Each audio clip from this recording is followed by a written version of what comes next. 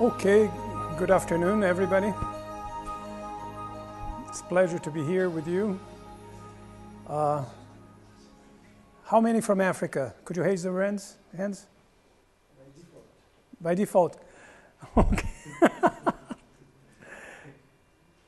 Other countries, could you tell me the countries you're from so we can go through? I'm Hungarian. Hungarian? German? Rwandan. UK? Cameroon. Turkey. Okay, next. Liberia? Nigeria.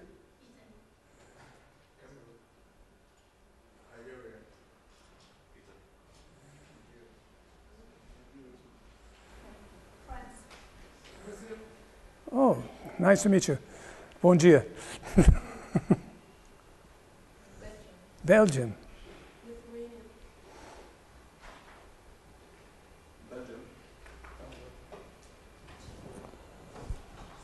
Spain. So, bonjour, buenos dias, buongiorno, e bom dia, and good morning to everyone. So, and it's not, in reality, it's not good morning, it's a good afternoon, but it's a nice to be here with you. I've been here, I think, for the last 4 years, and I was telling Andre that it's very interesting because when he first invited me to come here to speak about the situation of food in the world was the beginning of the world food crisis, or the so-called world food crisis. And since then, we have been following the crisis every year. And it's been a very interesting thing for me to every year update my presentations for this talk, because then I see I really have an idea of what's going on in the world. I have some time to think about what's going on, because we are so involved in the day-to-day of the things that sometimes we don't have time to stop and take stock of what's going on. So it's really nice to have the opportunity to be here with you, and I hope I can be helpful and present some different perspectives for you on the topics. Just let me introduce FIAN International to you, because maybe you don't know about it. FIAN is a human rights organization that has been, working with the right to adequate food for the last 25 years. We complete 25 years today. We are a little daughter of the Amnesty International. In 1986, some people who were members of Amnesty wanted to start working with economic, social, and cultural rights. And Amnesty at that time was not interested, because they are basically interested in civil and political rights. Basically, right to freedom of expression, right to be not tortured, right to participate in elections and things like that. And they were not very interested in rights, economic rights. And FIAN started because of this group of international members of Amnesty that wanted to start to work with the right to adequate food, and especially with hunger issues as violations of human rights. And the FIAN was founded in a small basement of a house in Wiesloch, close to Heidelberg in Germany. And so that's why the International Secretariat of FIAN is still in Germany, in a very small town, and not in the big cities like Geneva or Brussels or anything. But we are in 60 countries at the point in time. We have offices in about 20 countries, and we have been working on basically documenting violations of human rights. And by saying that, what we do is we receive complaints from communities, from groups of people who feel that their rights have been violated, especially the right to feed themselves or the right to food. And that includes right to seeds, right to land, rights to water, and all that. And then we document legally these violations, and we help them to lobby, to advocate for the resolution of their violations and overcoming their violations. We have documented about 450 cases since 1986. this is the official number. We have more cases, but these were the ones we documented. And about 80% of the cases, or 70 to 80% of the cases, are linked to land issues. So when we talk about the famous, you probably have been hearing about this event or this thing that has been going on over the last few years that is called land grab. These huge land acquisitions by, either northern or, southern countries like India, like China, buying land in poorer countries to produce food for themselves and usually giving it to multinational corporations for exploitation. This was going on and has been going on for quite a long time. It didn't start in 2008. And we have been documenting this ever since. We work very close with the social movements. And when we talk about social movements, we're talking about the communities organized around their community organizations, their unions, their farmers organizations, or the fisher folk organization, pastoralist organization, women's, young people, whatever. And that's with whom we work with. Those are the cases that we try to document. On the basis of these cases, we do national and international advocacy, and we also work with the UN in establishing new standards for human rights. Do you know which day today is?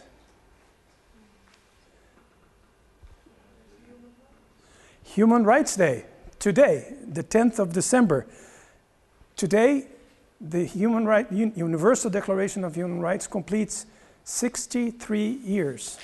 It was signed in 1948, exactly on 10th of December of 1948. So today is the celebration of Human Rights Day, and it's a pleasure to be here giving you a talk about human rights and about the land and the food issues exactly on the same date. And not by accident, today is also Mother Earth Day. It's being celebrated by a lot of peasant movements throughout the world, linked to the issue of slow food and how, producing food in different ways may be helpful, not only for the small farmers and for the poor people in the world, but for the urban settings and for the food that you eat, so that you have better food, local food, better food in terms of quality, safety, and all that. So it's a day that combines, in a certain way, two different types of approaches. Some approach to food, healthy food, and all that, and the right to adequate food. So it's an interesting day for us to be talking about this. So we also work very much in public policies, on public policies based on human rights, and that's what we're going to be talking a lot about today. And we work very closely with some of the procedures of the UN on human rights, like the Special Rapporteur on the right to adequate food. And if you want to read some of the best materials on food crisis, on human rights, human right to adequate food, access to land, and all that, you can search two names.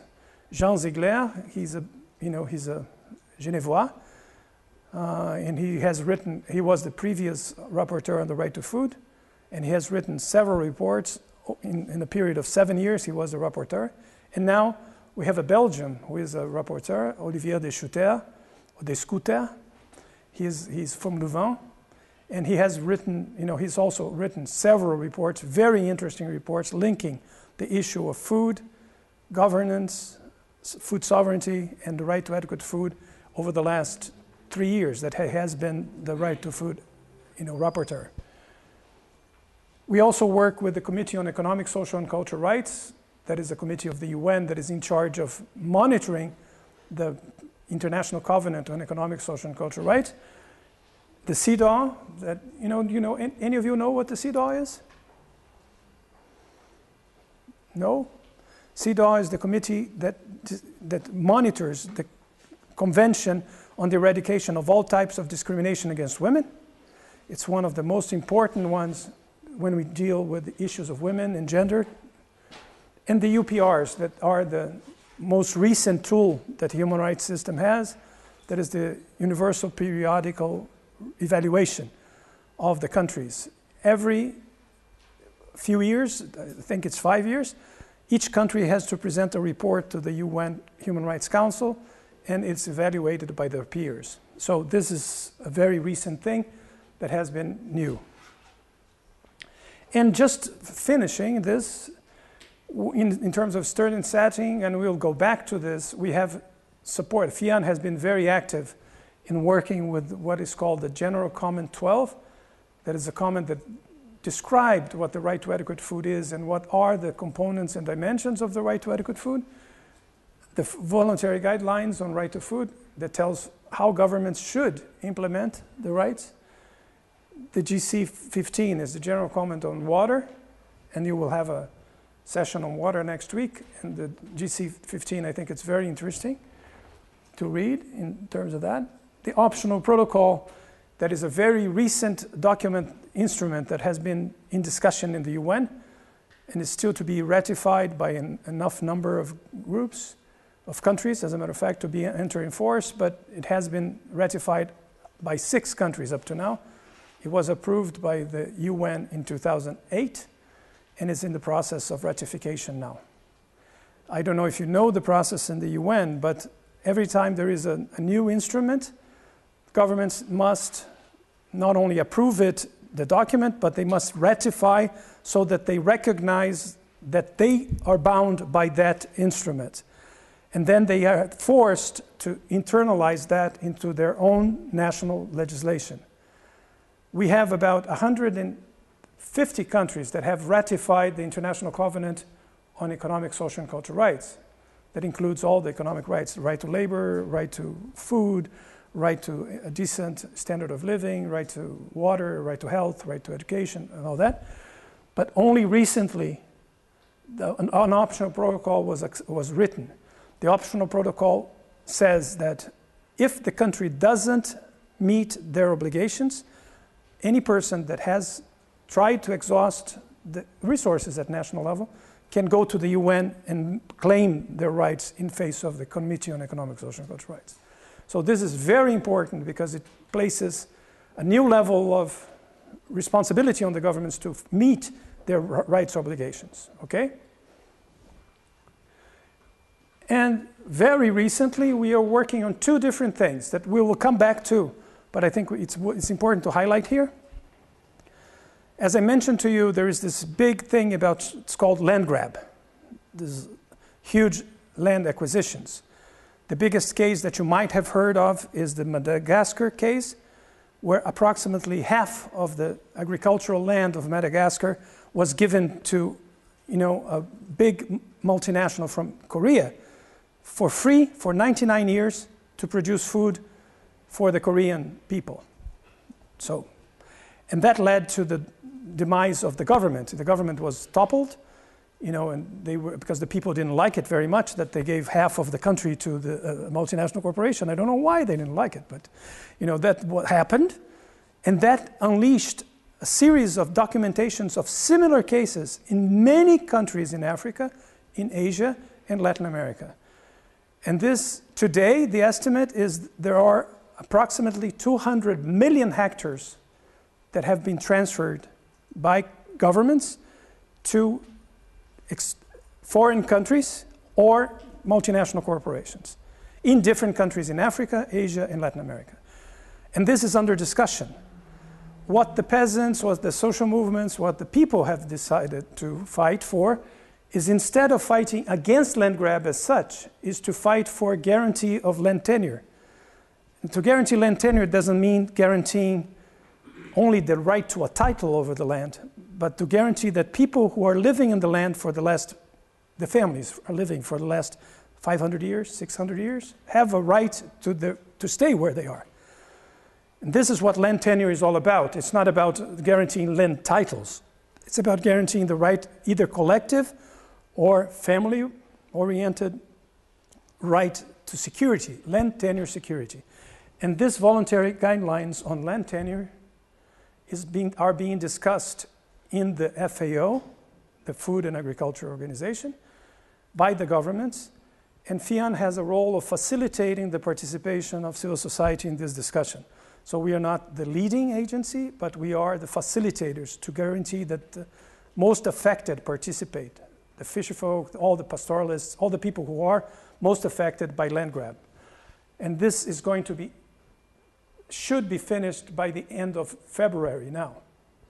So we are talking about very, present things. We're not talking about past. We're talking about struggles that are going on right now, disputes of interest, conflicts of interest between, on the one hand, huge private corporate interests on one hand, with the support of some of the big countries in the world, and involving poor countries in the south that sometimes governments of that do not have the capacity by themselves to, in the level field, negotiate this against the big countries. And you know how that is.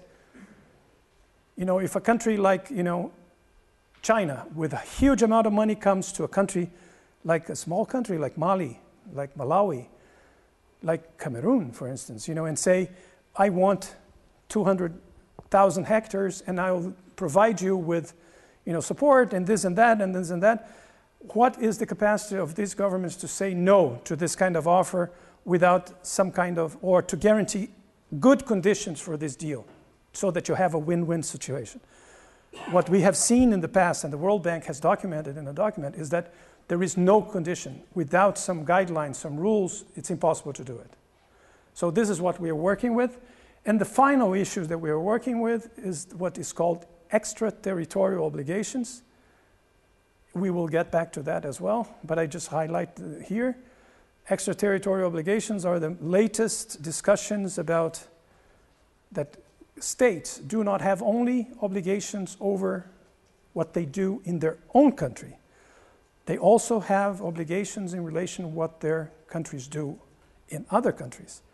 So if a country takes policy measures such as subsidies, in the case of Europe, for instance, or the US, that affect the capacity of countries to produce their own food, they are violating rights.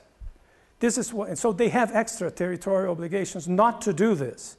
And this is what's beginning to be discussed now in the UN. And once more, there are an extremely conflictive situations here. On the one hand, you have the position of the countries that push for free liberalization, total free trade of agricultural goods. And there are countries who defend a more balanced one, and there are countries that defend what we are calling food sovereignty issues related to the capacity of the governments at the local level to define their own policies without the interference from the international scene. And we were going to discuss how these things have to play with the food crisis that we're talking about. So this is the first, just an introduction to show you that we are talking here about a very complex issue. I'm going to leave my presentations with you so that you can go through them. And if you want additional information, you can write me and ask for it.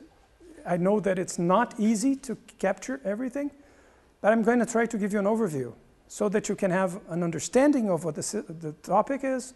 And then if you need any additional information on specific issues, I will try to provide. But it's impossible to try to talk about it for people who may not have the same type of information, level of information. So I'm going to try to give you a very broad overview of whatever it is. If you want to stop me, please stop me in the middle of what I'm talking, because I tend, as a Brazilian, and he knows that, he's a Brazilian too, we tend to talk a little bit too much, as Latins, and I don't know if this is the same thing for Belgians, but we with the Latin languages tend to be a little prolix. Not as much as in Germany, for instance. I've been living there. They are very precise and they talk very little. But we tend to be a little bit prolix. So stop me. Food crisis. Some facts. Okay. In 2011, we have 925 million people undernourished. That means that they have less food than they need to meet their needs every day, or 1 day a week, or 2 days a week, or 3 days a week. We have 1 billion people malnourished, in addition to the 925. We have something like 2 billion people overall that are malnourished, not only from energy causes, but due to micronutrient deficiencies. Micronutrient, for those who are not acquainted with the term, means lack of iron, lack of vitamin A, lack of zinc, lack of vitamin D. These are all micronutrients, and they are fundamental to guarantee adequate growth, health, and in general. We have 4 million children dying every year due to malnutrition. Out of the 925 million undernourished, we have at least 200 million who are children. At least 200 million. 1.5 billion are overweight, and you might say, why I'm putting together overweight with undernourishment? Because the overweight is not separate from undernourishment. Overweight usually is associated with malnourishment in birth, in smalls, when the kids are small, and when you grow up, you tend to retain too much fat, especially if you eat the wrong foods, rich in energy, carbohydrates, and fats. Low quality food, fried food, low quality food, and not adequate food like vegetables, fruits, and a balanced diet. So today we have 1.5 billion overweight, 5 million obese, and usually they are in the same families that we have the problems with malnutrition, undernutrition. One issue that is extremely important for malnutrition is child marriage. Child marriage is the marriages of women who are less than 18 years old. For those, and you probably, the majority of you are not from the health area, it's important for you to know that women stop growing when they are about 21.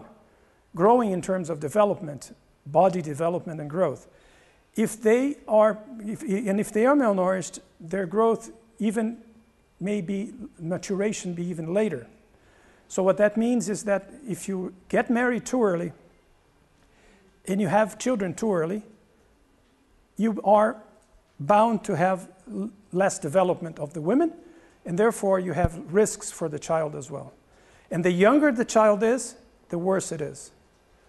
Especially if the women have child 3 years after the menarche, the first period, they are really at risk. And the risk is death, is not only malnutrition. Women who are very young when they have their children can have a chance of 20% up to 20 times more chance of dying than what you normal people do. And this goes as well for children. The majority of children who die of malnutrition are children who are born from mothers who were very young. And you may say, how, but is that a problem? It is. In some countries, in India, for instance, in rural India, 75% of the weddings are child marriages. Overall, 50%. So we are talking here about huge numbers of women being forced into domestic labor, sexual service in a certain way, and violence against them. They're really not the normal wives, they are under a situation of extreme exploitation. And this happens to a different extent in other countries in the world. It varies. Even in the US, the number of child marriages is very high, and adolescent pregnancies is also very high. And this has an impact in malnutrition. A lot of those children who are malnourished are children who are born from these marriages. Where are the hungry? We talk a lot about Africa, because Africa, in terms of percentage, is the place where you have the highest percentage of hungry people in the world, for sure, in terms of the percentage of their own population. And it is the place where the number of hungry people continues to climb, both numerically and proportionally in some countries, like DRC, for instance. It's one of the countries. But the highest number of people in the world who are hungry still is in South Asia, in Asia and the Pacific, specifically in South Asia, in the 3 countries, India, Pakistan, and Bangladesh. 265 million in Sub-Saharan, 53 million in Latin America, and this is the place where it has been decreasing very fast, and 42 million in Near East and North Africa, and this is growing in North Africa due to the recent population crisis and political crisis that we have there. These are pictures from different countries that show how still probably 1/3 of the global population lives in. You know, situation where you live in extremely poor conditions, a lack of hygienic, no water, no sanitation, no access to services, no access to energy, no access to adequate, you know, education and all that stuff. In which countries are they located? 238 in India, 130 million in China, 43 in Pakistan, Bangladesh 42, Congo 42, Ethiopia 32, in Indonesia 30. Who are the hungry people? And this is the most contradictory thing that we see. 75% are in the rural areas, so they are in areas where food is produced. 50% are small farmers or peasants that have not enough land or do not have the capacity to produce enough to feed themselves. 20% are landless agricultural workers. 5% pastoralist fisher folk, and 25% approximately are dwellers, urban dwellers, or slum urban dwellers. Of the total, 25% are children, of this total, and the majority are women. Approximately 60% of the people who are hungry in the world are women, and approximately 50% of the world population is women. So it affects more women than men.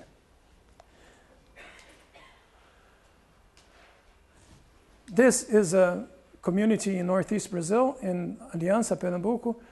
This group is a group of families, a small sample of the group of families who have been fighting for the recognition of their traditional land after the sugarcane mills went on bankrupt.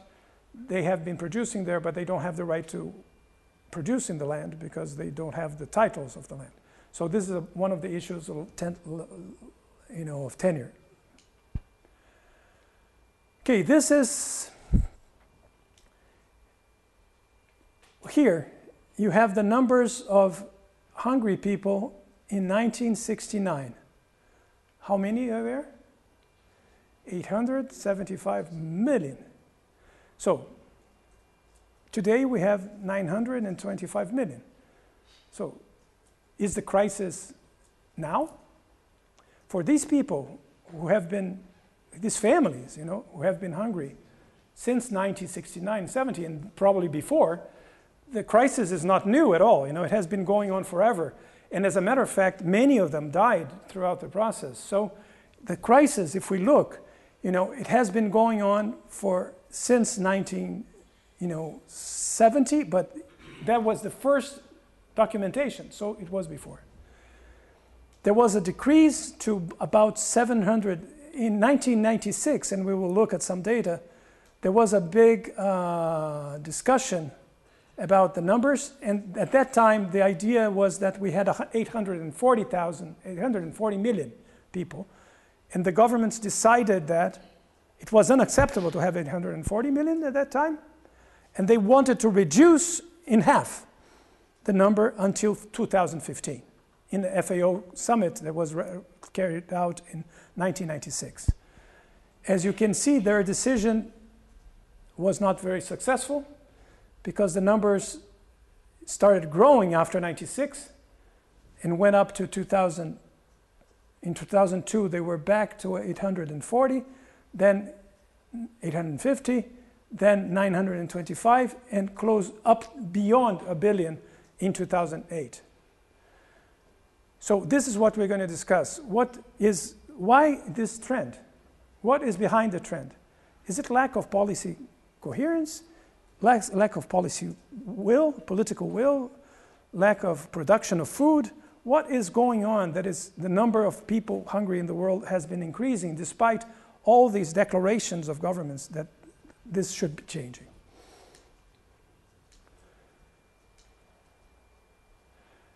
Okay, so what was new in 2008 in relation to the past? As you saw the picture, you know, the numbers, 75 to 80% of the people are in the rural sectors.